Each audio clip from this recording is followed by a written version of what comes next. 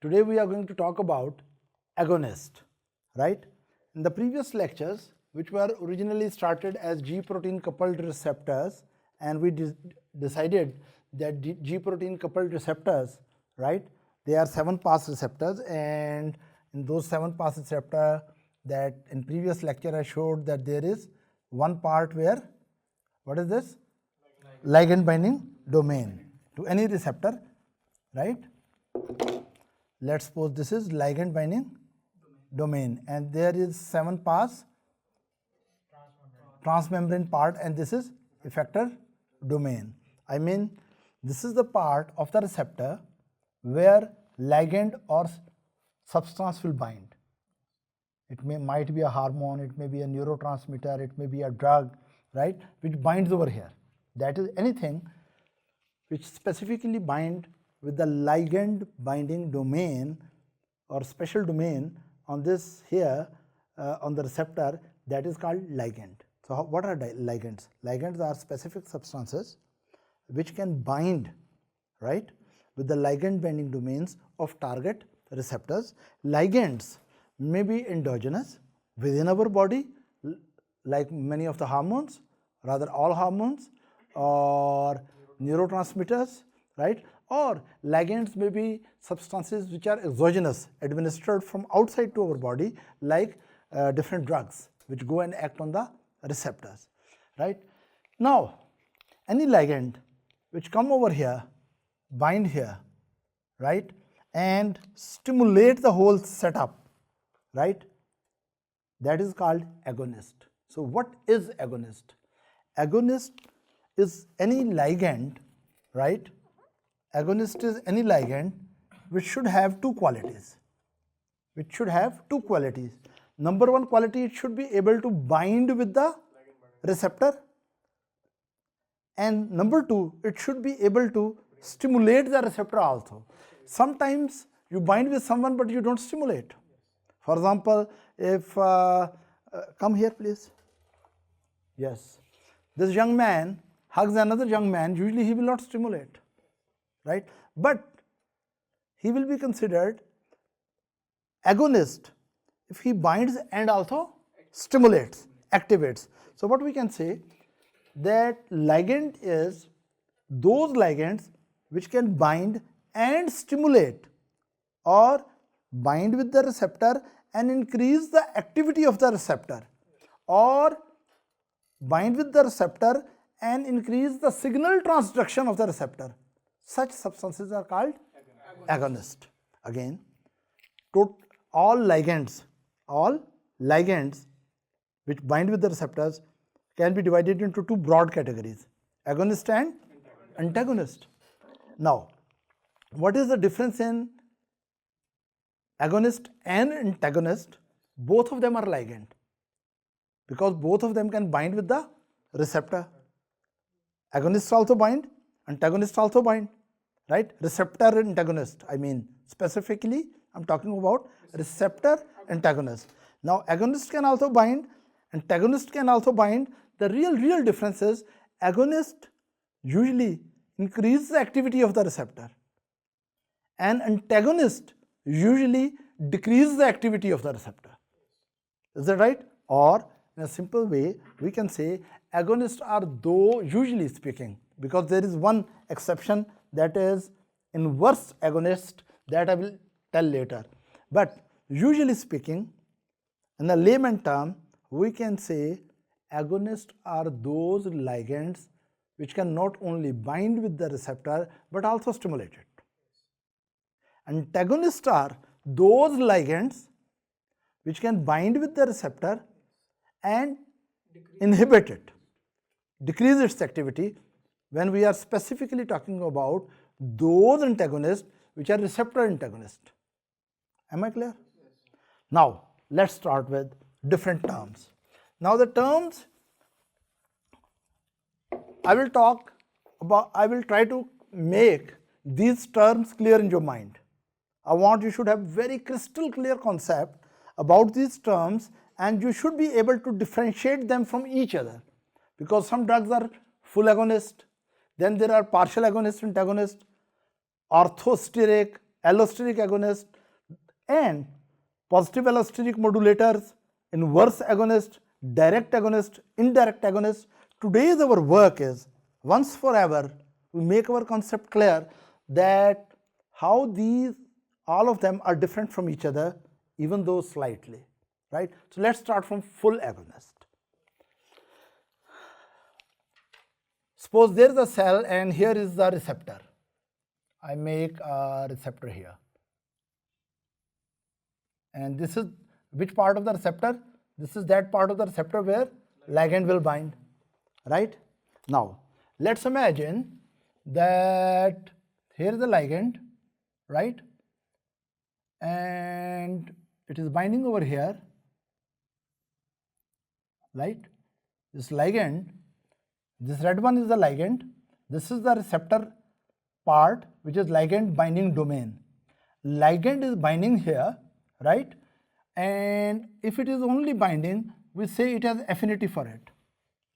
If it is only able to bind here, we say it has affinity for the receptor. Affinity means what?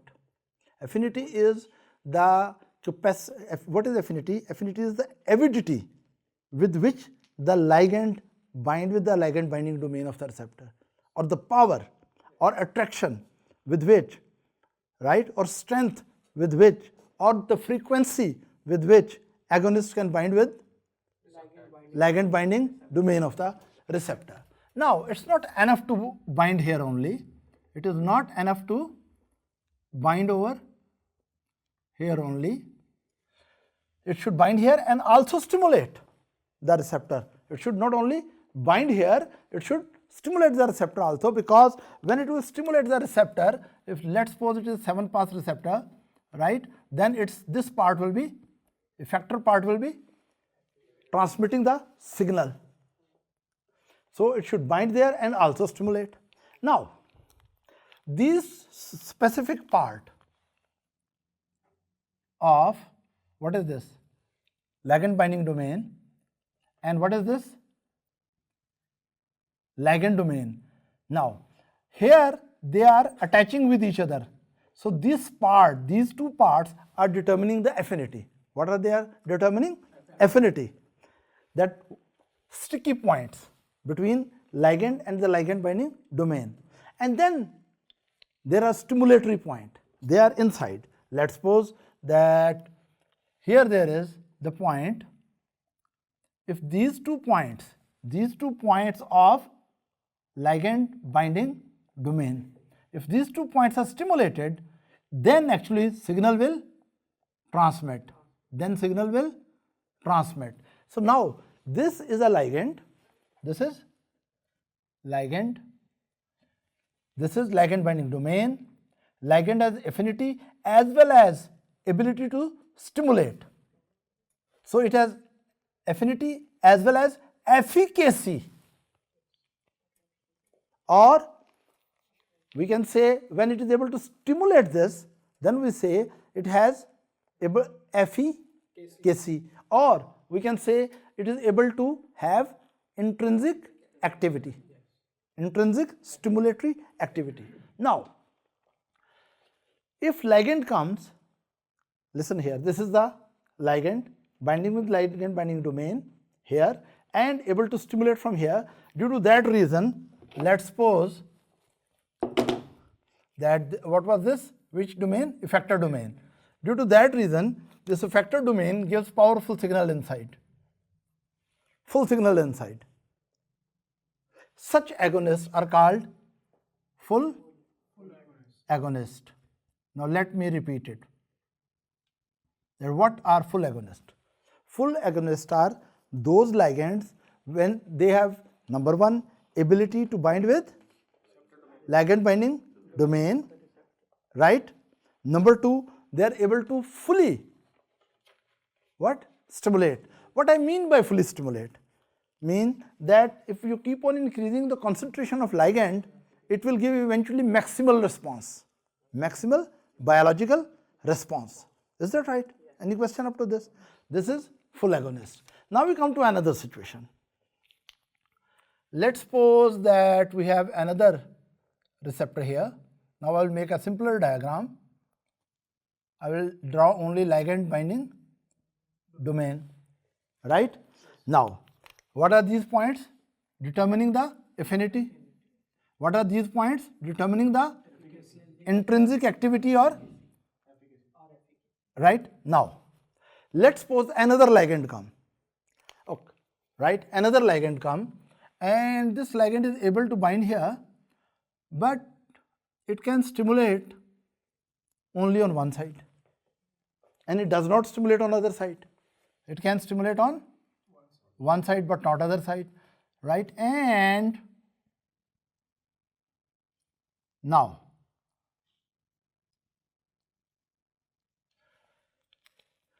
there is a difference in this ligand and that ligand. What is the difference in first and the second ligand? Suppose this is our first ligand or first agonist, and this is our second agonist. There are differences and there are commonalities. What is common in both of them? The common in both of them is that both of them are able to bind. Both of them are able to bind. It means first ligand and the second ligand, both of them have affinity. Is that right? But first is fully stimulating the receptor. Do you think it is fully stimulating the receptor?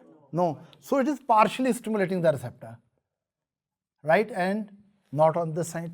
So what do you, if this is full response, this is partial response, so we can say that it can give this ligand. Let's suppose this ligand is a drug. Now onwards, I can start using the word drug for this any agonist. Now drug number 1 and drug number 2.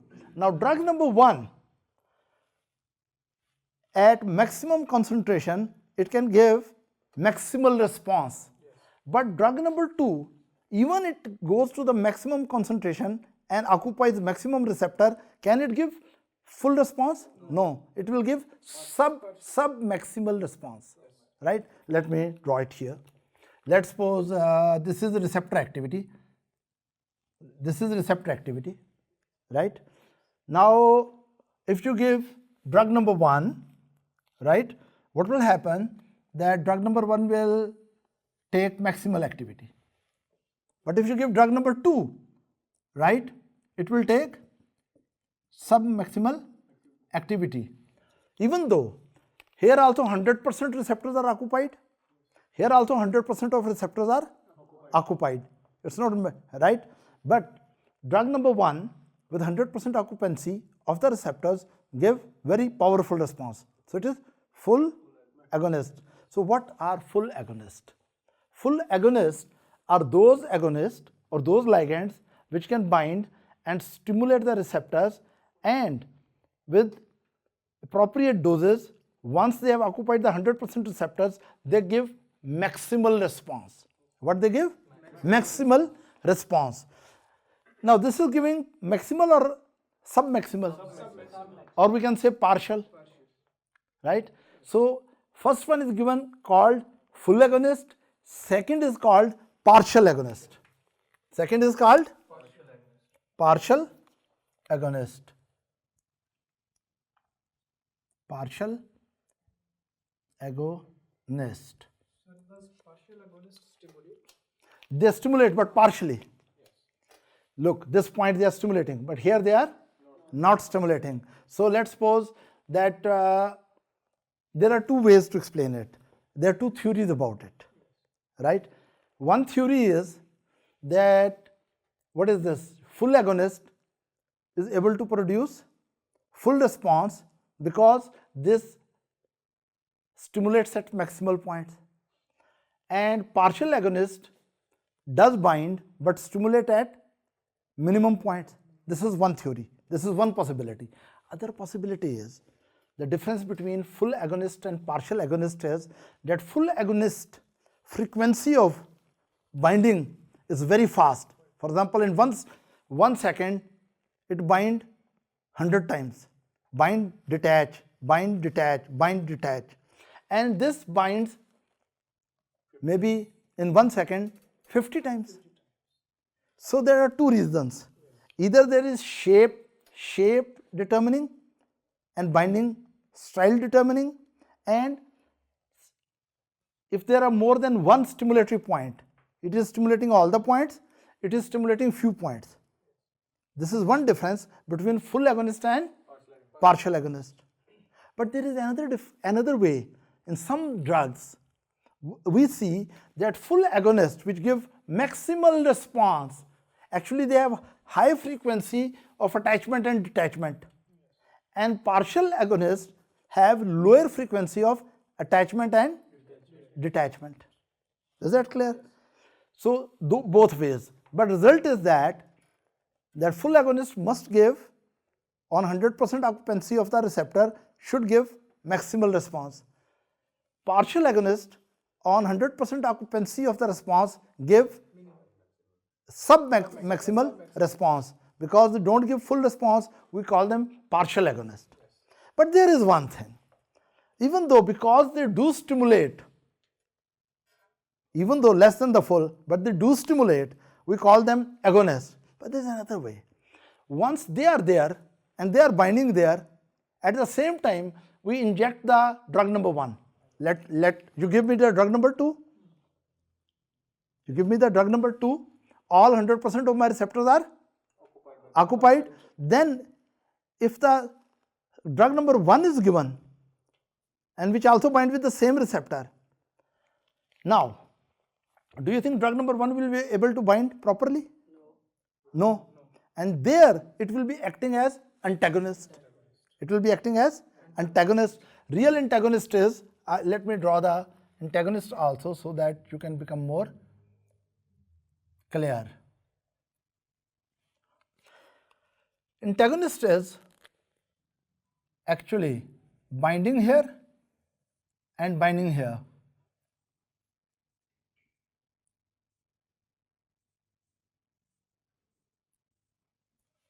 It is able to bind, but it does not have intrinsic activity. It does not have ability to stimulate. So there is no stimulation here and there is no stimulation here. You get it? Now such drug, such ligand, which has affinity but no intrinsic activity is antagonist. Or here what we say, there is a full antagonist. Now, if you compare these three, this can fully stimulate, it can fully block. If you have given me first drug number 3, let's suppose you take it as drug number 3, which is full antagonist. It has affinity but does not have efficacy. And if this is given first and after that, if you give me drug number 1, will it allow the drug number 1 to work properly? No. For example, if it is covalently binding here, irreversibly binding here, then drug number 1 will not be having any action. So that will be fully blocked. So this will be full antagonist. Now, real story is about this. What is the story about this? Story about this is partially it can stimulate, partially it can block. Why we call it partial agonist? Because itself it can stimulate partially. But we also call it partial antagonist.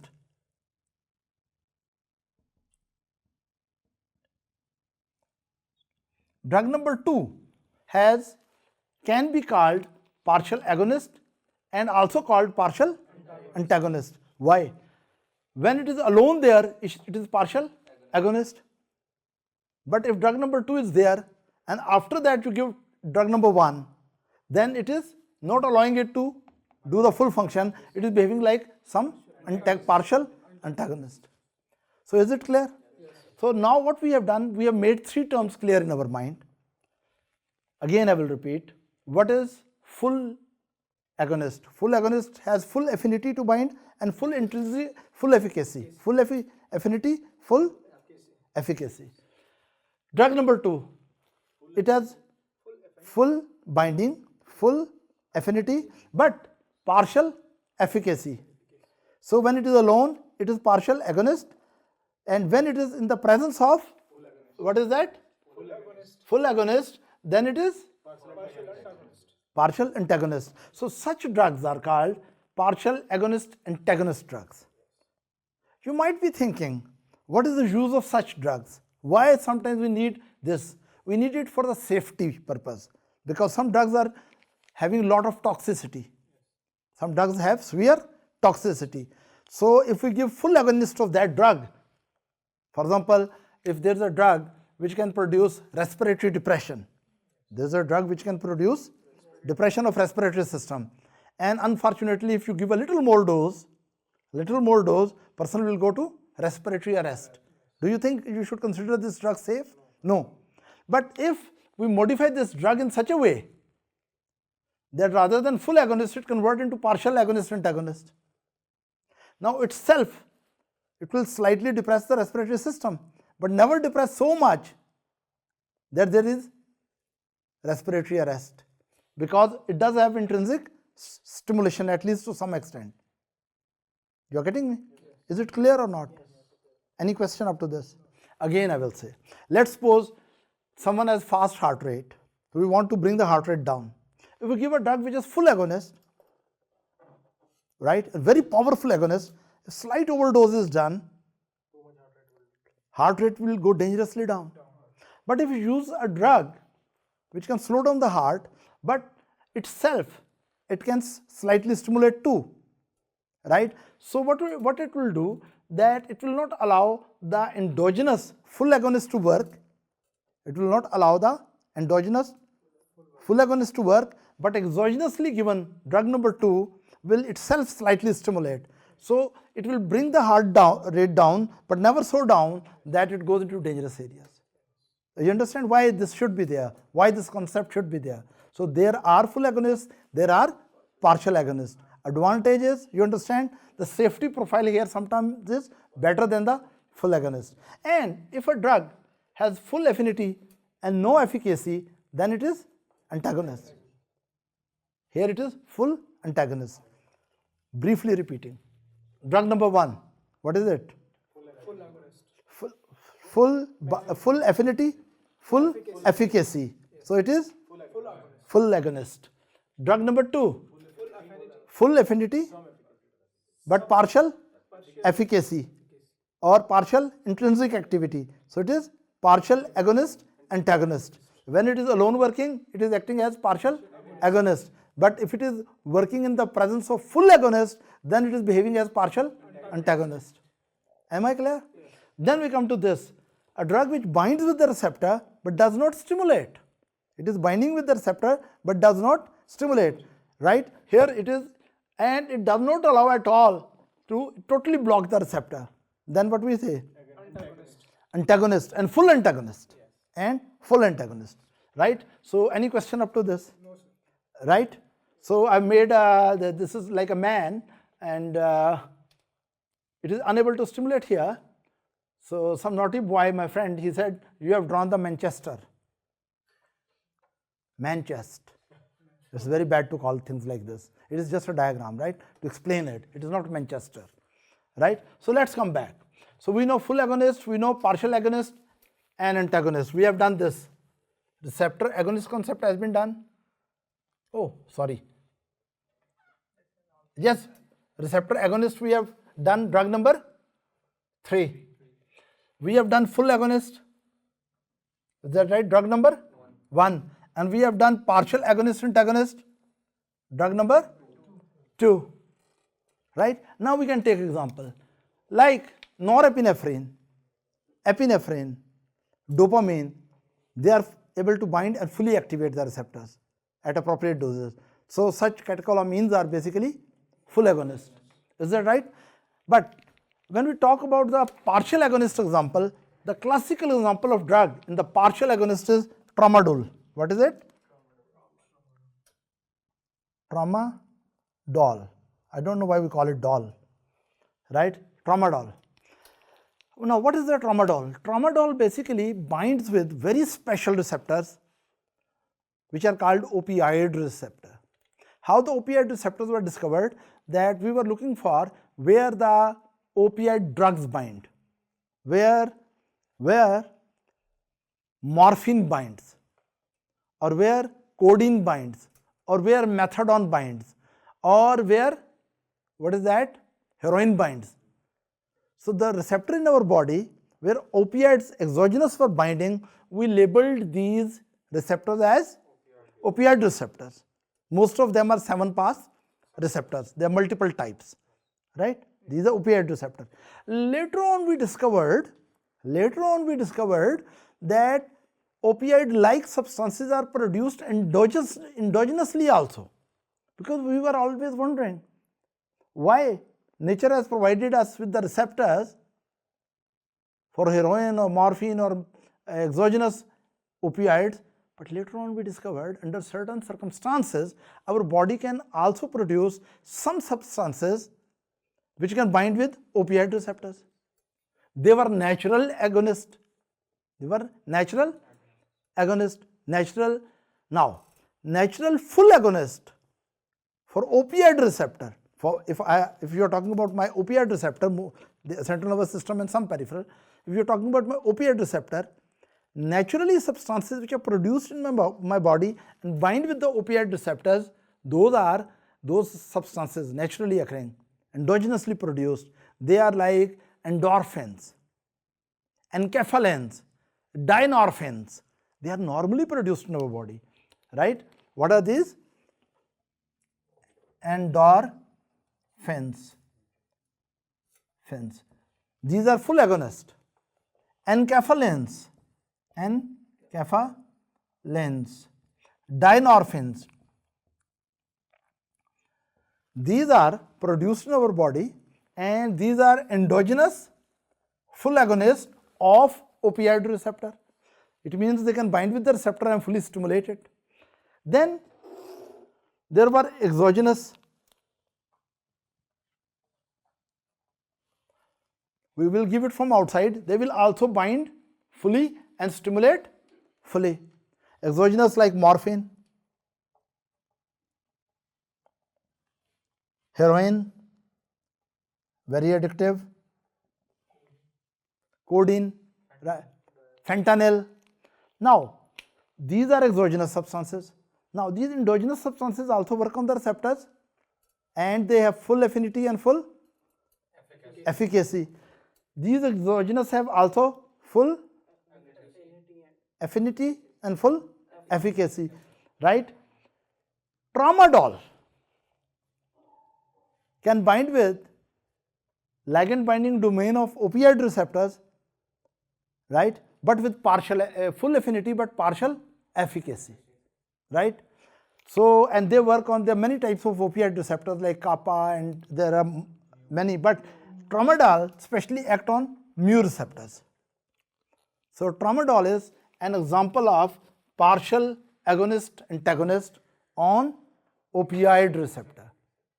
Tramadol is partial agonist antagonist on opioid receptor. Endogenous full agonist for opioid receptor are endorphins, enkephalins and dynorphins. Exogenous are opioid drugs. There are so many opioid drugs, right? Of course, morphine should be mentioned, methadone should be mentioned, codeine should be mentioned. Heroin is one of the addictive, very addictive, dangerous drug, right? Is that clear? Now, any problem in these two concepts, full agonist and partial agonist antagonist? Is it clear too? Okay. Now we come to what is orthosteric and what is allosteric agonist. Let me tell you. These terms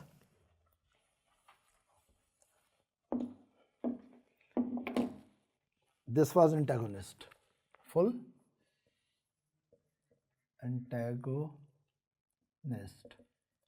Now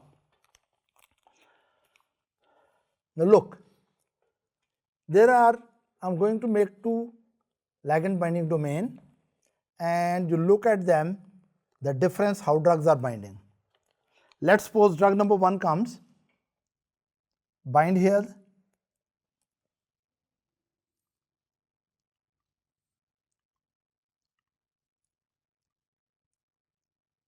what is this?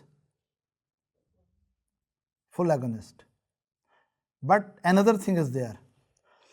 It is binding where naturally binding should occur. Is that right?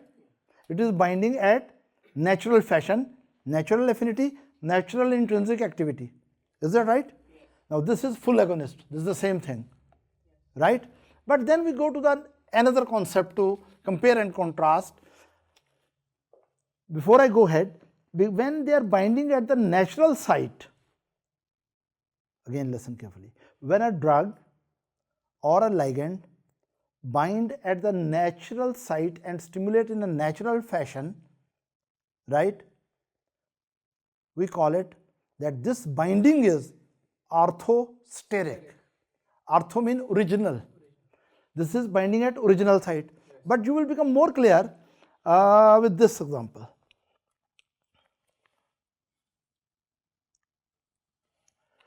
Let's imagine then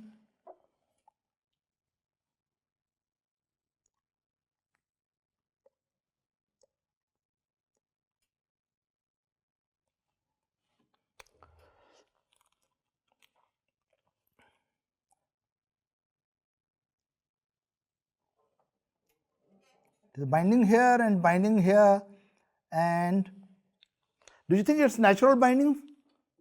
No, it is binding on the different than primary sites. This is primary binding site and primary, what is this? Stimulatory site. This is not in normal fashion. It is an unusual way. That what it has done, that it has folded the receptor on itself in such a way, or altered the receptor in such a way that it itself directly does not bind at that pockets or places where normally agonists bind, right? So it is not binding at original place, it is binding at other site. Other mean allo, right? Yes. This is original site binding. So when agonist is binding at original site and stimulating the receptor, we call it, what is this? Orthosteric. And after that, orthosteric binding. If it is stimulating, then we say orthosteric agonist. So what are orthosteric agonists? Which bind at the primary binding sites, which is naturally meant for endogenous ligands. Is it right? So this is orthosteric agonist. Now, if it is able to produce full action, then it is full orthosteric agonist. But if it is able to produce partial effect, then what is this? Orthosteric agonist, but partial. Is it clear? Now, what is this? Do you think it is a natural binding site, natural behavior? No. Now, it is not binding at the primary or original binding sites, it is binding somewhere else. Because it is binding somewhere else, what we will call it? It is binding there and also stimulating. It is binding there and also stimulating. So, we will say this is binding at other site. Due to that reason, other side binding mean allosteric binding. Allosteric binding.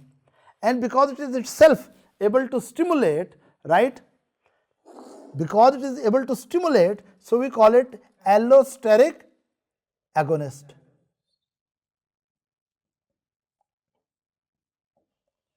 Allosteric agonist. So what is the difference in orthosteric and allosteric terms? First try to understand it. Orthosteric term mean when ligand binds,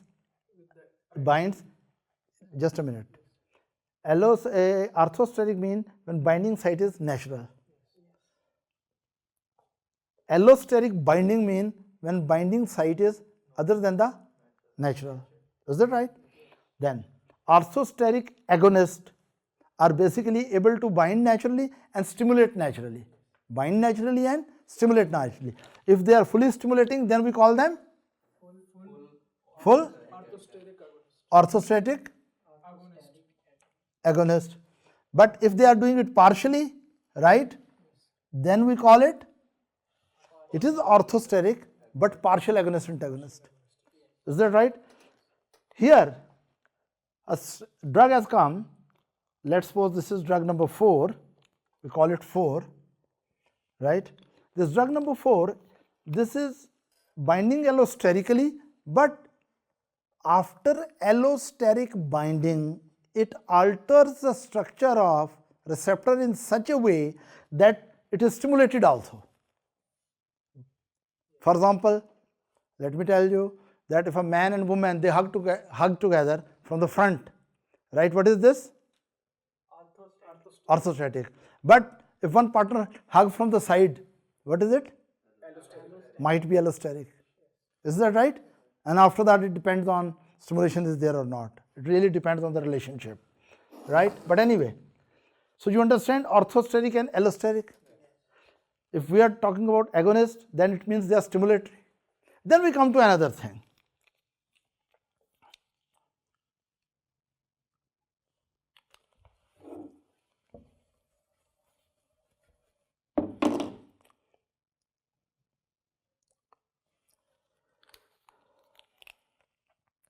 This is drug number 1,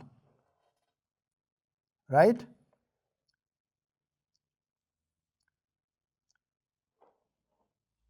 Drug number 1,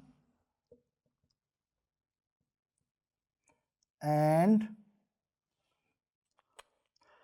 right now it is acting as what? Full agonist and orthosteric. Now we do one thing. We bring another drug. And that binds over here and also binds over here. What kind of binding is this? Allosteric. And it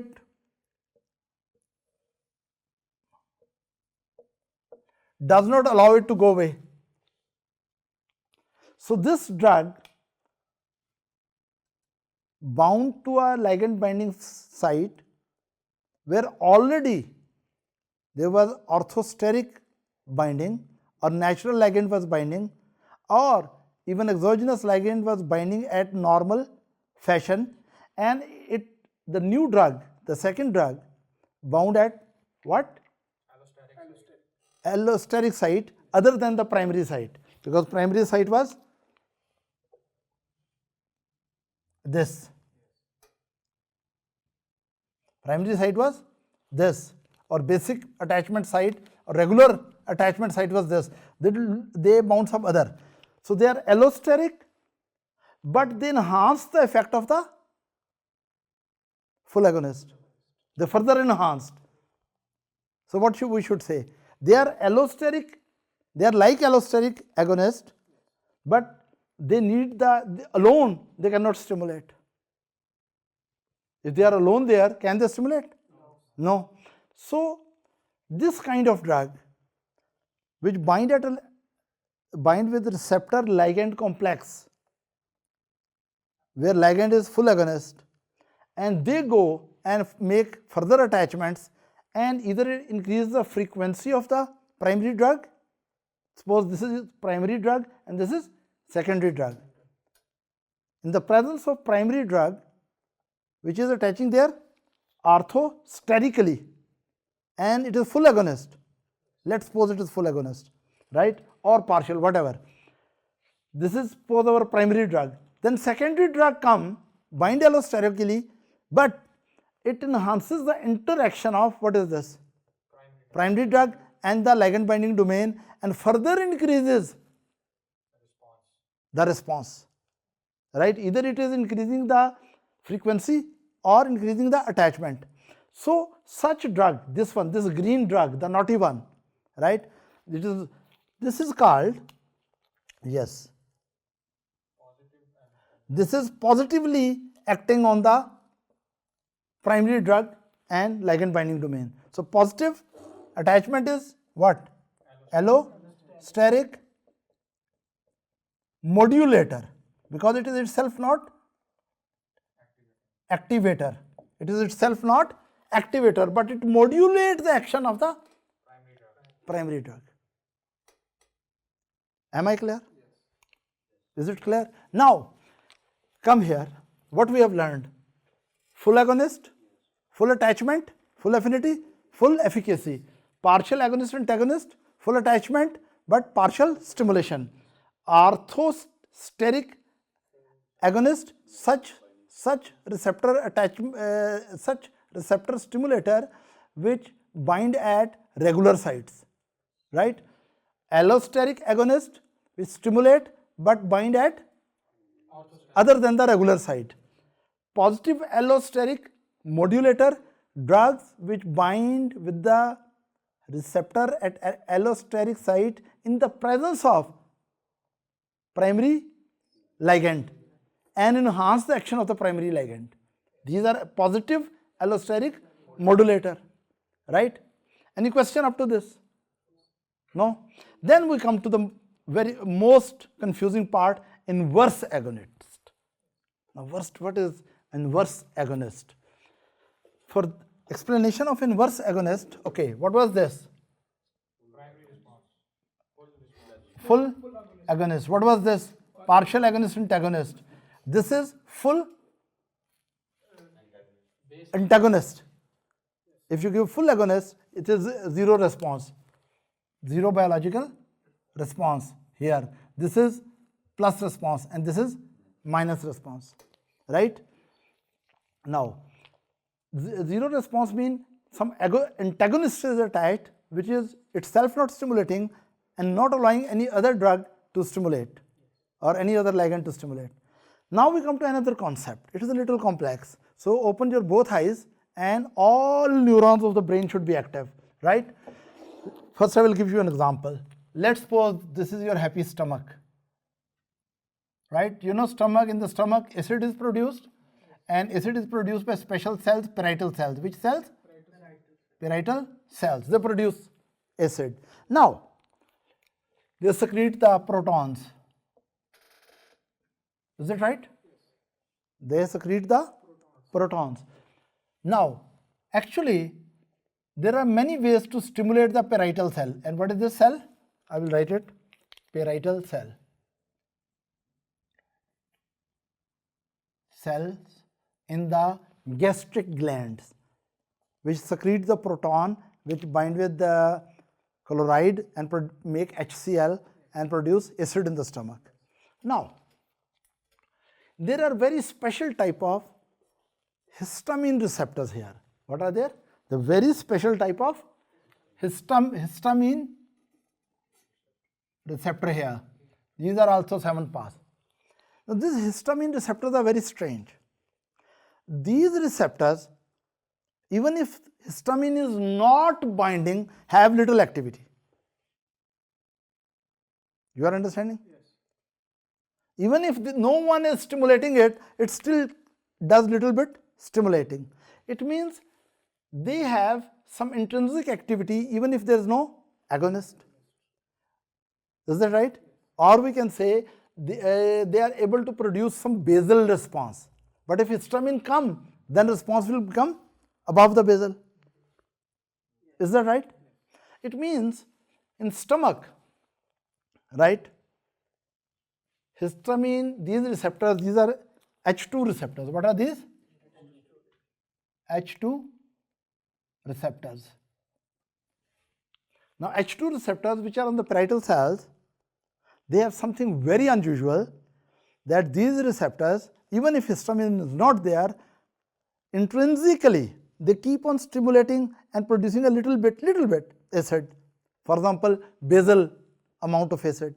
So we can say that in the absence of agonist, there is no full agonist, there is no partial agonist, or there is no allosteric agonist, there is nothing. But on their own, naturally, they keep on doing some activity. Is that right? We call it constitutive activity. Constitutive. Let me write the spellings where I am very poor. Constitutive activity. Constitutive activity means that without external stimulation, there is a little stimulation. As you might know, some of your friend, that even if there is no stimulation, he is little stimulated. Is that right? So these receptors are like that. Is it clear? Now what happens? These receptors keep on cycling between active state and inactive state. These receptors keep on cycling between active state and inactive state.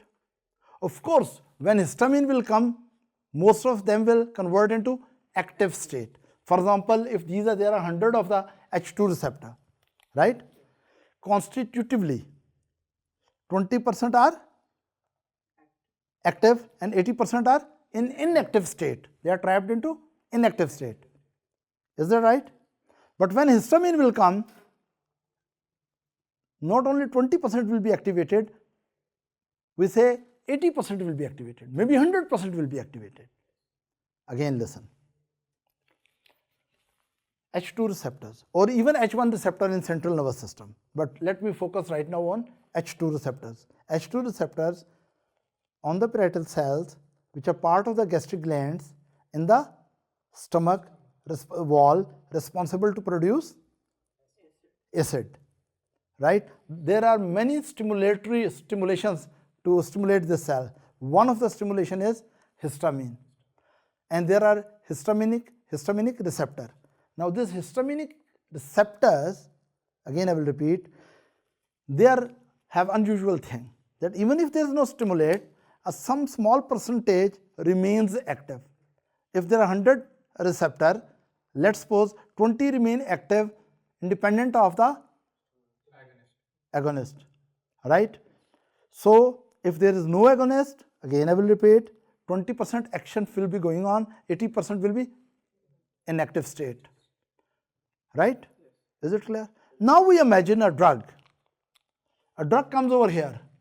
It binds in such a way that those 20% which were intrinsically active, basally active, constitutively active, it binds with those and also trap them into inactive state. It will bind with those, affinity is there, and action is also there. Action is converting them from active state to inactive state and abolish the basal activity, finish the constitutive activity. So this drug actually brings it below basal line, right? Actually should not be considered 0. Let's suppose it is 10 if we are talking about histaminergic receptor, or 20. 20 is basal activity going on, right? In case of H2 receptors, if histamine comes, stimulate, it go up.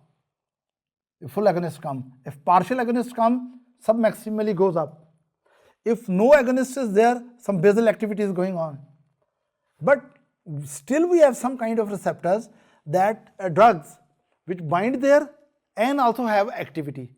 It means those drugs can bind there. They should be considered affinity. And because they have some activity, they have some action, so they should be considered agonist. But funny thing is that while attaching and also having some action, having what? Affinity, also efficacy. Actually, their efficacy is inverse of the normal thing, inverse of normal stimulation.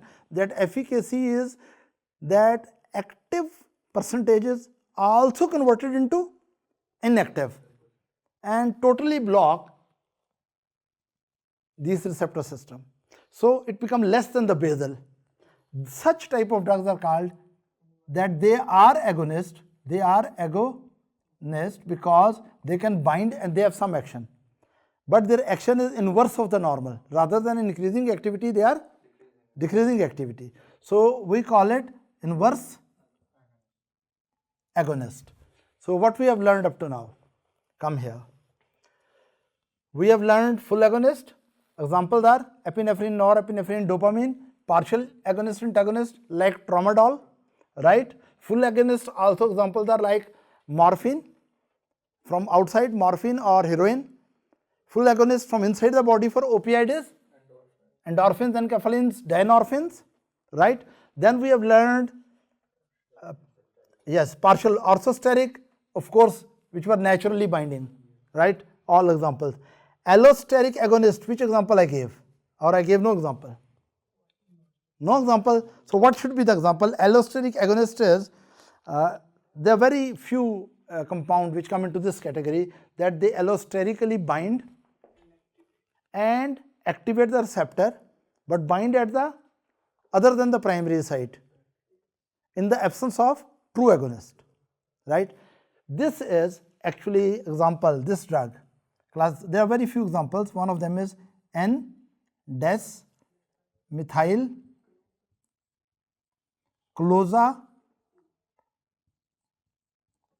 clozapine is basically antipsychotic drug. Clozapine is basically antipsychotic drug. N-des-methyl clozapine. This is one of the metabolite of clozapine. Clozapine itself bind at the, in this fashion, this fashion, clozapine itself. But one of its metabolite binds in this fashion, right? So we come back. Yes, full agonist, which bind in a normal fashion and stimulate also full. Partial agonist and antagonist bind at the normal place but submaximal response.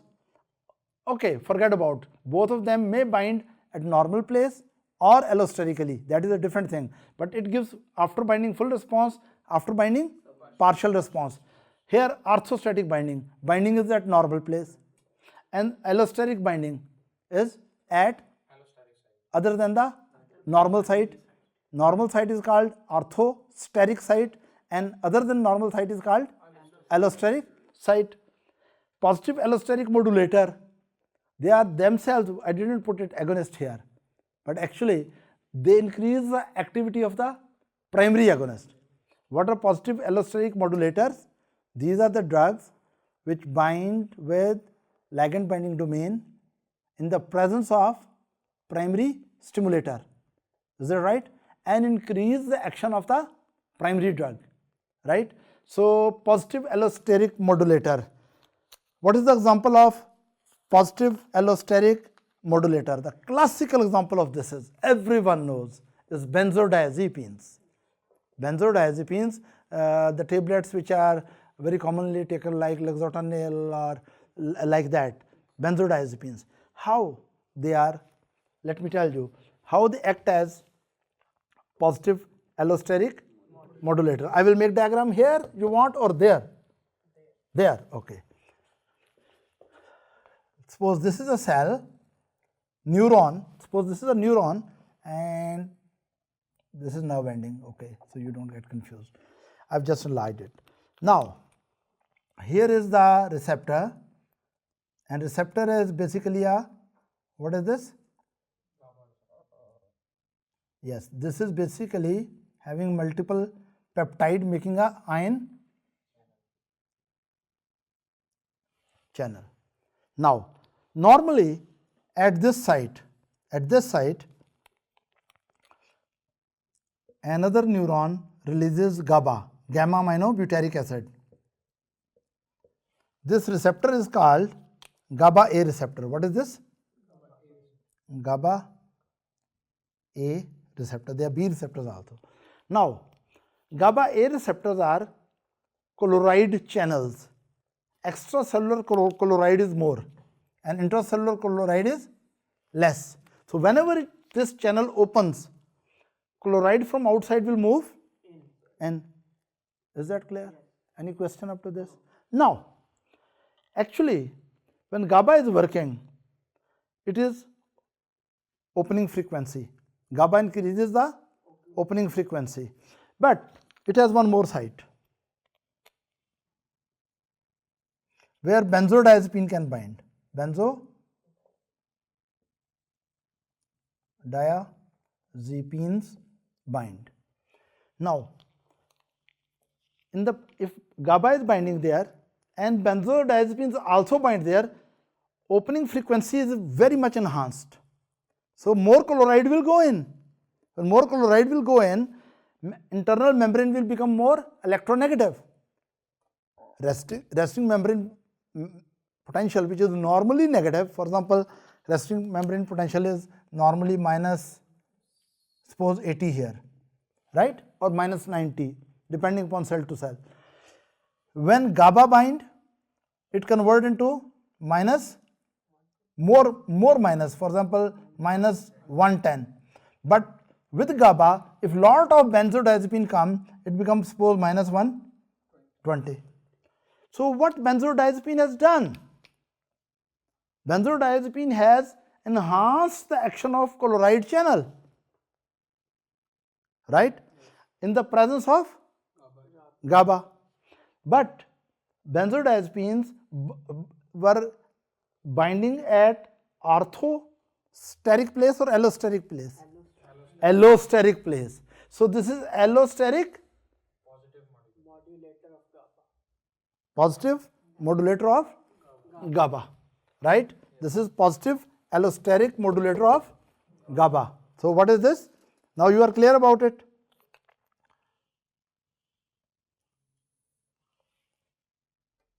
So what are Sir, what positive allosteric modulator does, whether it increases the affinity or it increases the efficacy of a primary ligand?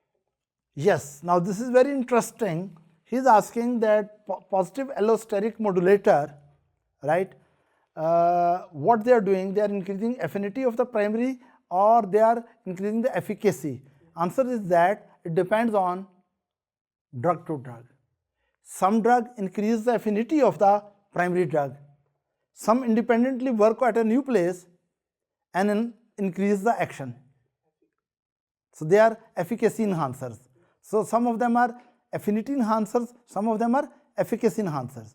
So what happens? For example, when you are very anxious, then GABAergic neurons are very less active.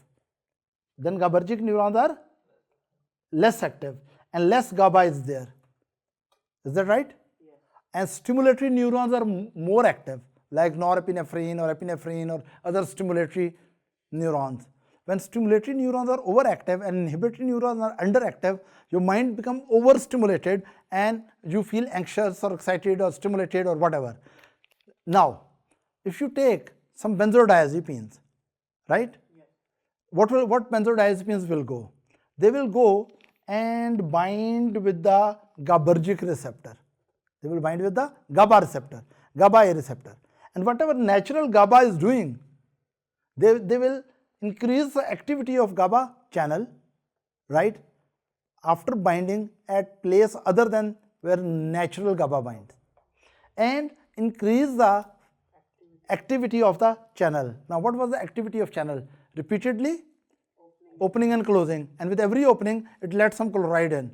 So it enhances the frequency of opening so that membrane become more negative and it becomes less stimulatable. For example, there is another neuron coming here and this is suppose stimulatory neuron. This is inhibitory neuron and this is the target neuron. Now let's suppose when this set of neurons is stimulated, you feel anxiety or overstimulated. When these are overfiring, you are anxious. Are you understanding? Yes. When these are overfiring, you become slow, as it happens with benzodiazepines. Or you take benzodiazepines from outside, right? They help these to enhance their action and make the membrane so negative that these stimulatory are unable to produce depolarizations and you become relaxed, calm, quiet. Am I clear? Yes. Here I want to tell something. Before the benzodiazepines were discovered and started using, we were using a lot barbiturates. Now we don't use barbiturate that much. We say barbiturates are not safe and we say benzodiazepines are more safe. Why it is so? Actually, barbiturate also work on the same channel. Now listen, if this is the channel, okay, this is the channel, chloride channel, GABA-A channel, it means whenever normally it is very slowly opening, closing. But GABA come, it become little fast. But benzodiazepines come, it become frequency opening more fast and pumping in, taking in more chloride and making the membrane so negative that stimulatory neurons cannot stimulate it and we become calm and quiet. Is that clear? Now, benzodiazepines bind here, GABA binds here, right? GABA is binding here. Please focus it here. GABA is binding here. Benzodiazepine is binding here. But both of them are doing the similar function. They enhance the frequency of opening and closing. Is that right? Barbiturate also bind, but at other third space. Of course, that is allosteric space, right? Okay. Please, here I am doing a little modification. I am making it like this. This was the site for what?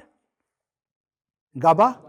This was the site for benzodiazepine, and this is the site for barbiturate. When barbiturate binds here, it becomes too much open. It remains open. Huge amount of, very big amount of chloride will go in. Membranes become extremely negative, and central nervous system become depressed, and even it can lead to coma and death. So what is really happening? GABA alone, for example, frequency is, just we are taking an example that, for example, frequency is 100 times opening and closing per unit of time, only GABA. Benzodiazepines came. Benzodiazepines simply increases the frequency of opening. Rather than per unit time 100, maybe now it is opening and closing 200 times.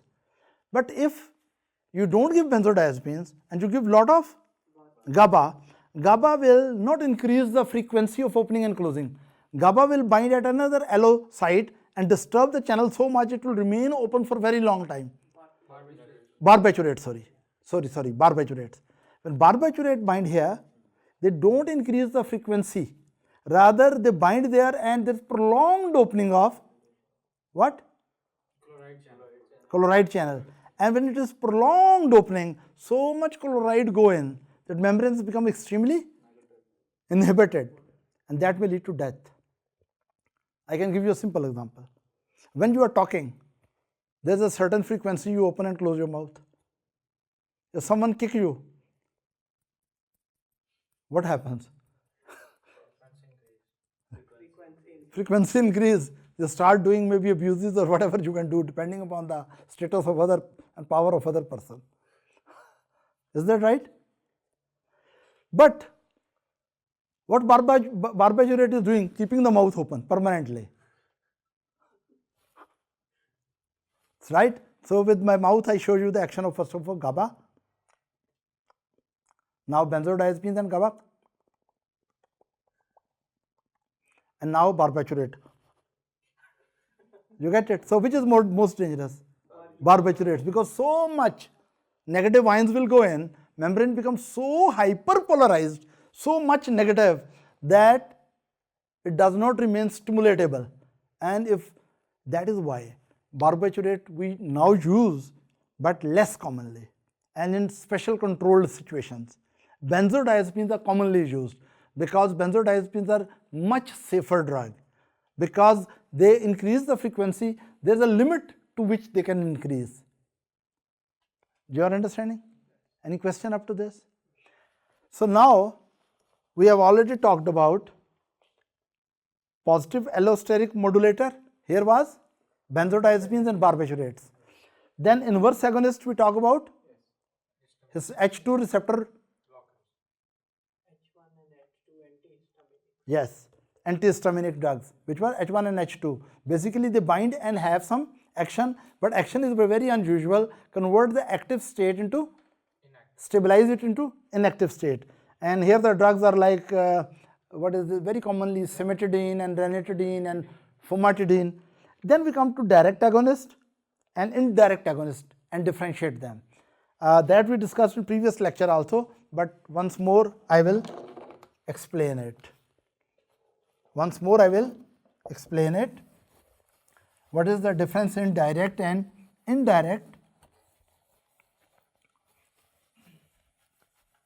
agonist? For example, classically we talk about sympathomimetic drugs. Some sympathomimetic drugs are directly acting agonists, and some of them are indirectly increasing the activity of adrenergic system. How? Let's suppose this is adrenergic neuron. This releases norepinephrine, suppose, right? And this is postsynaptic membrane, which is having, what is this? Adrenergic receptor, whatever type, suppose alpha 1 or whatever. Now, what really happens? What is this?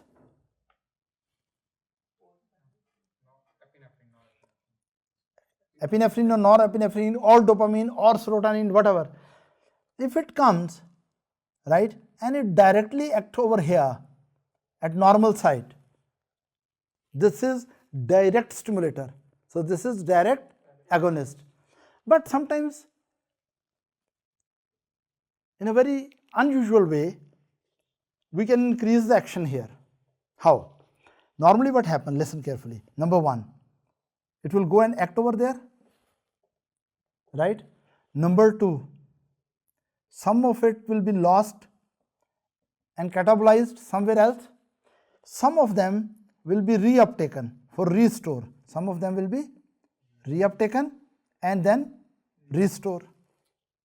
You are understanding? Yes. Now imagine if a drug work over here,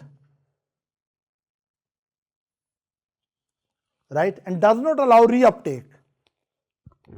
If a drug is working over here and blocking the reuptake system, for example, it was releasing serotonin, it was working on serotonergic receptors, and then part of the serotonin was reuptaken and restored. Now if we give a drug which is serotonin reuptake inhibitor, right?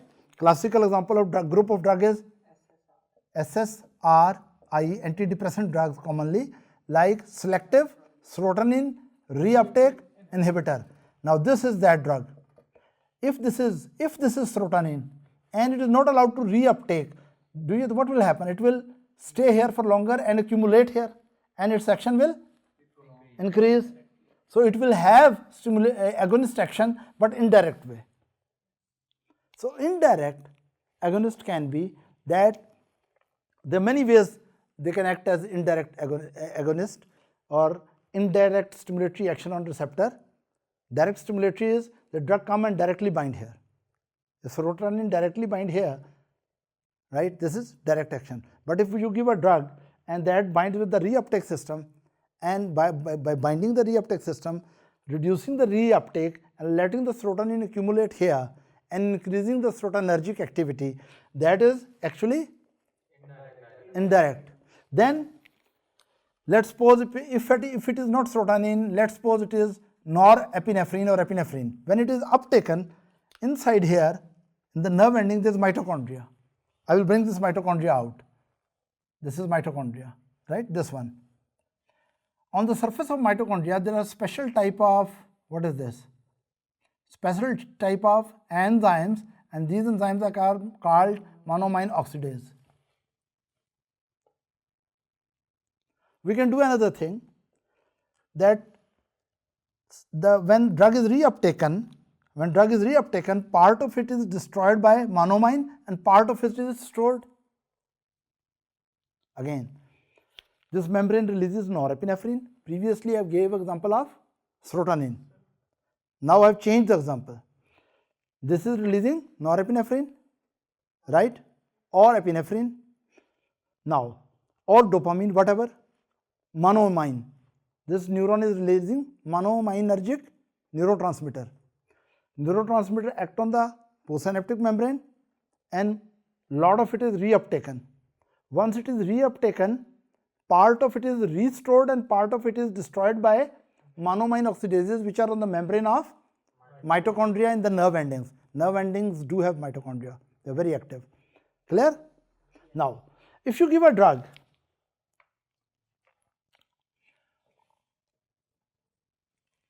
which will inhibit the monoamine oxidase, there are drugs with the category of monoamine oxidase inhibitors. There are also antidepressants. Now, if we give a drug which is monoamine oxidase inhibitor, actually, even though it is inhibiting the enzyme here, so there is less destruction or catabolism of reuptaken catecholamine, so storage will increase, and on next action potential amount to be released will be increased and action will be increased, but this increase will be indirect. This is another example of what? Indirect agonist. It is another example of indirect agonist. So direct agonists are directly stimulating the receptor. Indirect agonists stimulate the receptors indirectly.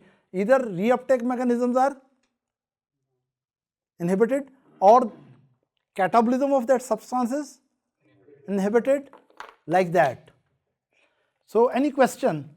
Now what I will do, someone will come, you can come and remove it. Then I will make some diagrams. I will take a test of you, that do all of you have understood the agonist or not. Okay. You can come, yes, you can rub it. Thank you very much. But don't remove agonist. Now I will make different type of diagrams and you will tell me what kind of agonist is that. What kind of agonist is that? Thank you, Ghaffar.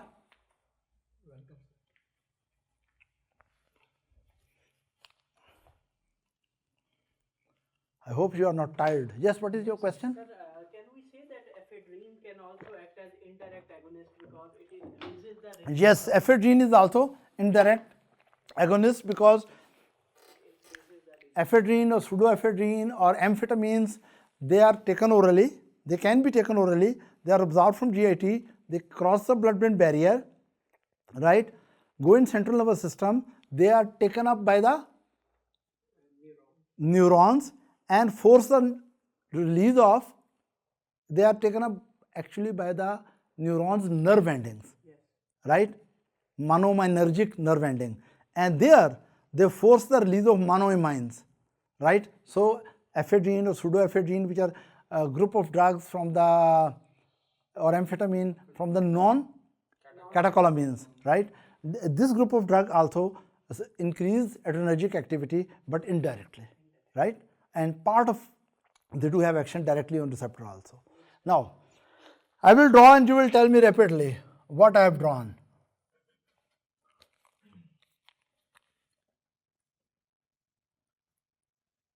What is it?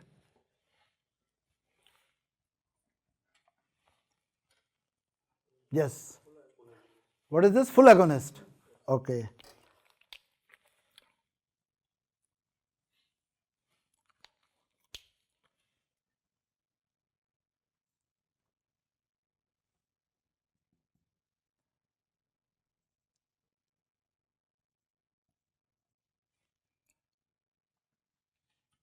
What is it? Partial agonist slash antagonist. Right.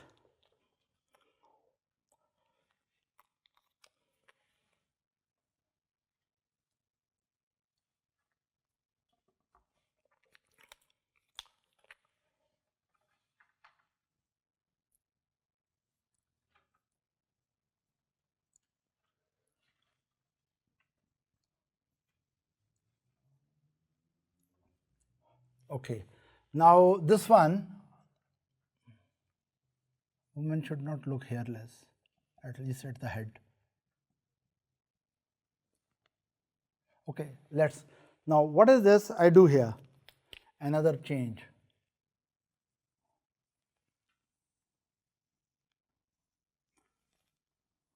Now this is full agonist, but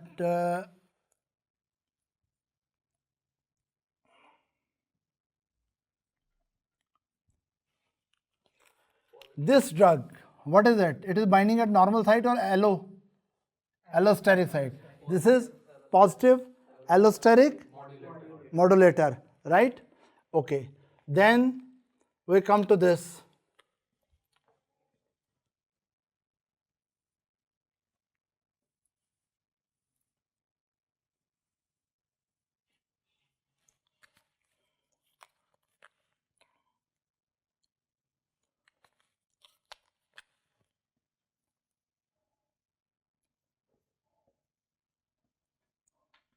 What is it?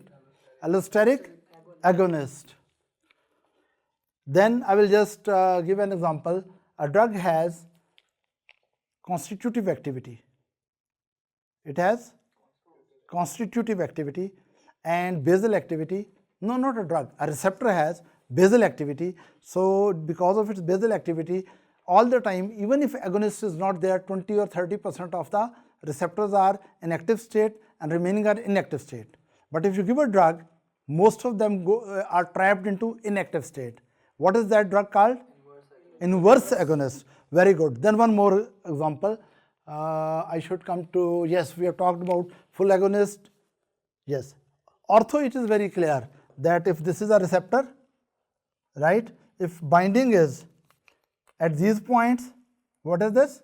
Orthosteric. Orthosteric.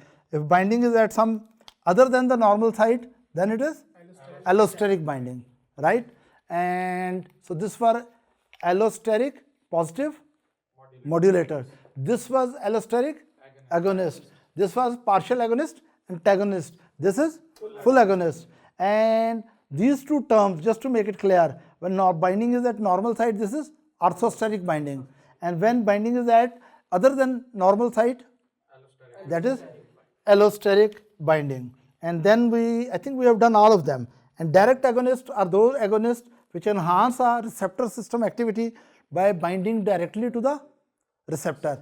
Indirect agonists are those drugs which enhance the action of the receptor system but not acting on the receptor directly. They don't act on the receptor directly. They increase the action of agonist on the receptor by either decreasing the reuptake of the primary agonist or decreasing the catabolism of the primary agonist and or decreasing the elimination of primary agonist. So all these drugs are called what? Indirect stimulatory drugs. So indirect agonist. Any question you have? Sir, inverse agonist is basically decreasing the receptor activity. So why we do not consider it as antagonist? Yes, he is saying that inverse agonist decreases the activity of receptor because it traps the basal activity of receptor into inactive state, right? Why it is not considered antagonist? The reason being, converting the active state into inactive state, here it is considered its action, right? So it is inverse, it is agonist but in an inverse way. Okay? Any more question, my friends? Sir, inverse agonist, we can say it activates the receptors, but opposite direction. Yes, as he is saying that inverse agonists are agonists which bind and have action on the receptors, but in opposite side than the normal agonist. Okay? Class dismissed. Thank you very much.